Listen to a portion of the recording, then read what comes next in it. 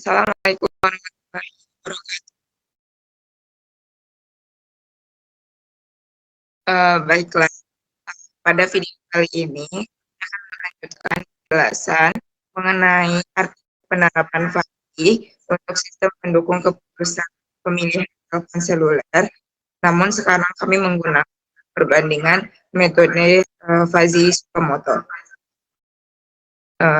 Dengan saya sendiri, Bidama Islam Taufik dengan NIM 2410432038 dan rekan saya.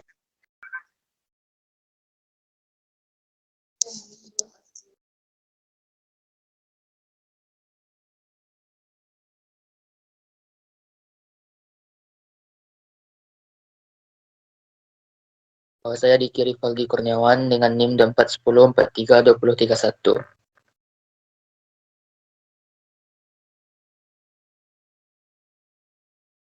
Baiklah, jadi fuzzy logic itu mampu menangani masalah ketidakpastian dan ketidaktegasan. Penelitian ini membangun sistem pendukung keputusan pemilihan model dengan metode Tsukamoto.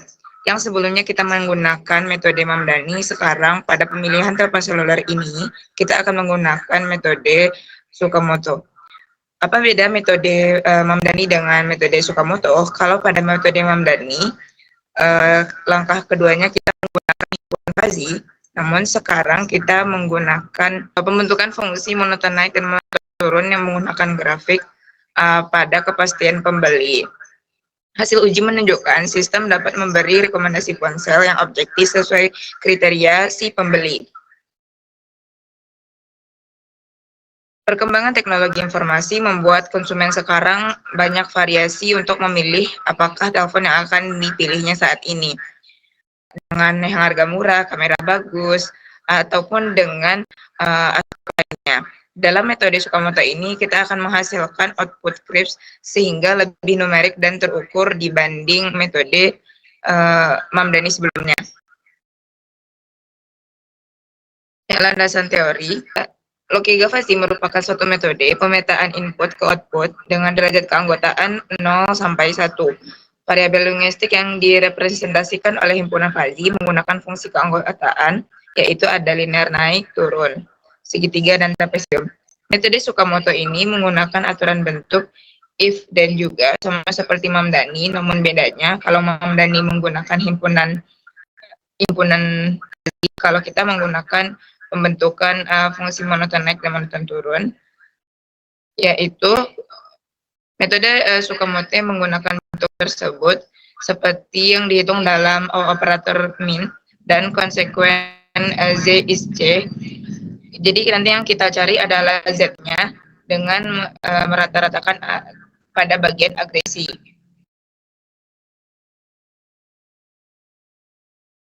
Nah, fungsi keanggotaannya yaitu ada variabel input yang kita lihat dari 4 aspek seperti sebelumnya, yaitu harga, ukuran layar, memori, kamera, serta variabel outputnya yaitu keputusan, tidak membeli, dipertimbangkan, ataupun dibeli, dengan fungsi keanggotaan monoton naik dan turun. Materi selanjutnya akan dijelaskan oleh Dery. Baiklah, selanjutnya saya akan menjelaskan beberapa tahap penelitian dalam metode Tsukamoto ini. Yang pertama, kita menentukan variabel dan input dan outputnya. Inputnya itu adalah harga, ukuran layar, memori, kamera, dan outputnya itu adalah keputusan pembelian. Tahap yang kedua adalah kita akan membuat bentuk fungsi keanggotaannya. Dari variabel yang tadi kita menetapkan harga itu ada 3 kategori. Yang pertama murah itu dari 0 sampai 40, normal 70 sampai 70, mahal itu adalah 60 sampai 100. Kemudian variabel yang kedua itu ukuran layar, kecil 2 sampai 3, sedang 5 2 sampai 5, besar yaitu 4 sampai 6. Kemudian memori kecil 1 sampai 2 GB, normal 2 sampai 4 GB, besar 3 sampai 6 GB.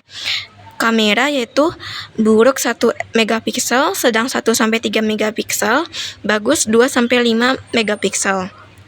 Kemudian kita menetapkan output atau keputusan pembeliannya adalah tidak beli itu 0 sampai 50, dipertimbangkan 40 sampai 70, beli yaitu 60 sampai 100. Kemudian dilihat pada grafik. Grafik keanggotaannya yang merah itu adalah yang tidak membeli, artinya fungsi monoton turun. Kemudian yang grafik yang warna orange itu adalah dipertimbangkan fungsi monoton naik 40 sampai 70. Kemudian yang warna hijau itu adalah konsumen itu membeli atau tidak, dan fungsi monoton naik dari 50 sampai 100. Dengan grafik ini, setiap nilai Fring Straight A dari aturan bisa langsung dicari nilai Krebs Z pada garis fungsi keanggotaannya. Kemudian tahap yang ketiga yaitu aturan fuzzy atau rule base. R1 itu adalah jika harga murah dan memori besar dan kamera bagus, maka keputusan akan dibeli. R2, jika harga mahal dan memori kecil, maka keputusan tidak dibeli. Dan R3, jika harga normal dan layar sedang dan kamera sedang, maka keputusan akan dipertimbangkan. Nah, aturan lain bisa disusun sesuai kebutuhan keputusannya.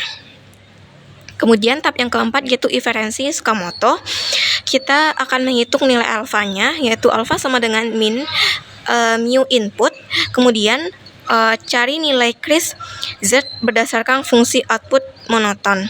Tahap yang terakhir yaitu tahap kelima, defusifikasi. Kita akan menggabungkan semua Z hasil aturan dengan rata-rata tertimbang. Nah, selanjutnya contoh kasus yang akan dijelaskan oleh Rival. Baik, langsung masuk ke contoh kasus, yaitu contohnya yaitu spesifikasi ponsel dengan ukuran layar 2,3 inch dengan harga $40, memorinya 2 GB dengan kamera 1,3 megapiksel. Lanjut yaitu langkah perhitungan, yaitu 1. Spesifikasi dengan layar 2,3 inch yaitu mu kecil menghasilkan 0,85, mu sedang dengan 0,15. Harga $40 yaitu mu murah sama dengan 1 dan mu normal sama dengan 1. Memori 2 GB yaitu mu kecil sama dengan 1 dan mu normal sama dengan 1. Kamera 1,3 megapiksel yaitu mu sedang 0,3. Lanjut yaitu contoh kasus yang kedua yaitu aturan yang aktif. Yang pertama itu R1 itu harga murah dan memori normal dan kamera sedang. Alfanya yaitu sama dengan min 1,1,03 menghasilkan 0,3 dengan Z1 sama dengan 70 yaitu beli. R2 yaitu harga normal dan layar kecil dan kamera sedang. Alfa 2 sama dengan min 1,085 0,3 menghasilkan 0,3 yaitu Z2 sama dengan 50 yaitu dipertimbangkan. Yang ketiga yaitu agregasi, yaitu Z sama dengan 0,3 kali 70 ditambah 0,3 kali 50 per 0,6 menghasilkan 60 dengan keputusan akhir dipertimbangkan tapi cenderung beli. Lanjut. Hasil pengujian yaitu sistem diuji dengan beberapa sampel ponsel. Hasil Tsukamoto konsisten dengan logika konsumen. Semakin murah harga dan semakin besar memori atau kamera, semakin tinggi rekomendasi beli. Perbandingan dengan metode Mamdani menunjukkan Tsukamoto menghasilkan output numerik yang lebih tegas karena setiap aturan langsung dihitung nilai Krebs-nya. Lanjut. Kesimpulan. 1. Metode fuzzy Tsukamoto berhasil digunakan dalam sistem pendukung keputusan pemilihan telepon seluler. Yang kedua, setiap aturan menghasilkan output Krebs sehingga hasil akhir lebih numerik dan mudah ditafsirkan. Yang ketiga, hasil pengujian menunjukkan keputusan akhir sesuai dengan ekspektasi konsumen berdasarkan kriteria harga. layar, memori, dan kamera. Yang keempat yaitu sistem ini dapat dijadikan referensi dalam pengembangan SPK pemilihan produk lain dengan banyak kriteria. Saya kembalikan kepada moderator. Baiklah, itulah pemaparan mengenai metode Fazly Sukamoto untuk pemilihan telepon seluler di artikel ini.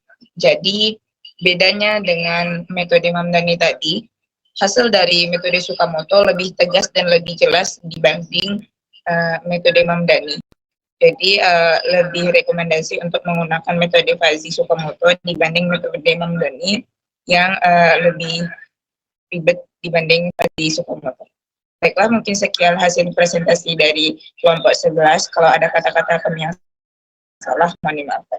Kami sudahi, wabillahi taufiq wal hidayah. Assalamualaikum warahmatullahi wabarakatuh.